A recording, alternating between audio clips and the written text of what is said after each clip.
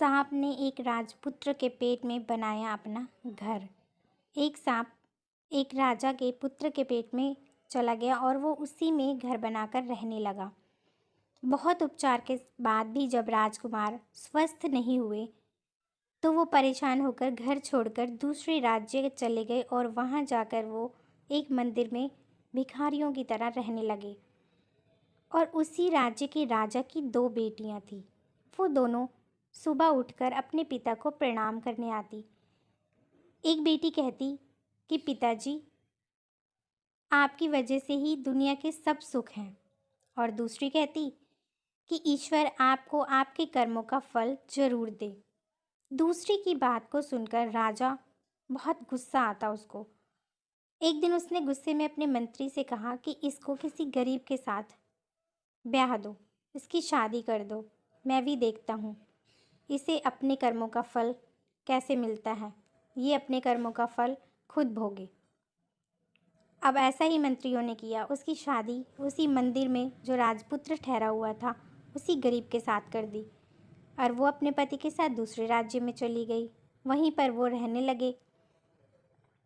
एक दिन वो कुछ सौदा लाने बाहर गई हुई थी और जब वो वापस लौटी तो उसने देखा कि उसके पति के पेट में से एक सांप निकला है और एक दूसरा सांप वहीं बिल में से निकलकर फन फैलाए बैठा है और दोनों आपस में बातें कर रहे हैं।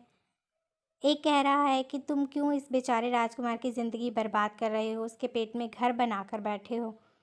और दूसरा कहता है कि तुमने भी तो सोने के कलश पर कब्जा किया हुआ है, क्यों नहीं तुम उसे छोड़ देते। तब वो कहता है कि तुम्हें क्या, पेट वाले सांप को कहता है कि तुम क्या क्या कहते हो कि तुम्हें मारने की कोई दवा नहीं है, कि क्या कोई जानता नहीं है कि कांजे की राई पिलाकर तुम्हें मारा जा सकता है। और दूसरा कहता है क्या तुम्हें पता है कि तुम्हें मारा नहीं जा सकता, तुम्हें भी तो गर्म तेल कर कर तुम्हारे ऊपर डाल दिया जाए तो तुम भी तो मर सकते हो। ऐसे वो दोनों बातें कर रहे थे। दोनों की बातें उस राजकुमार की पत्नी ने सुन ली और जैसे ही वो दोनों सांप अपनी अपनी जगह गए उसने उसी विधियों से बनाया और उसी विधि से गर्म तेल को सांप के बिल में डाल दिया जिससे वो मर गया और कांजी की राई इसको पिला दी और इसके पेट का सांप भी मर गया और धीरे धीरे वो राजकुमार स्वस्थ हो गया और उसे वो सोने का कलश मिल गया जिसकी वजह से उनकी गरीबी भी दूर हो गई और दोनों पति पत्नी खुशी खुशी अपने राज्य वापस लौट गए।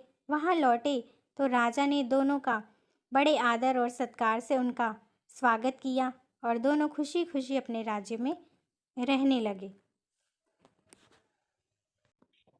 शिक्षा, कोई भी इंसान किसी दूसरे इंसान की वजह से सुखी या दुखी नहीं होता।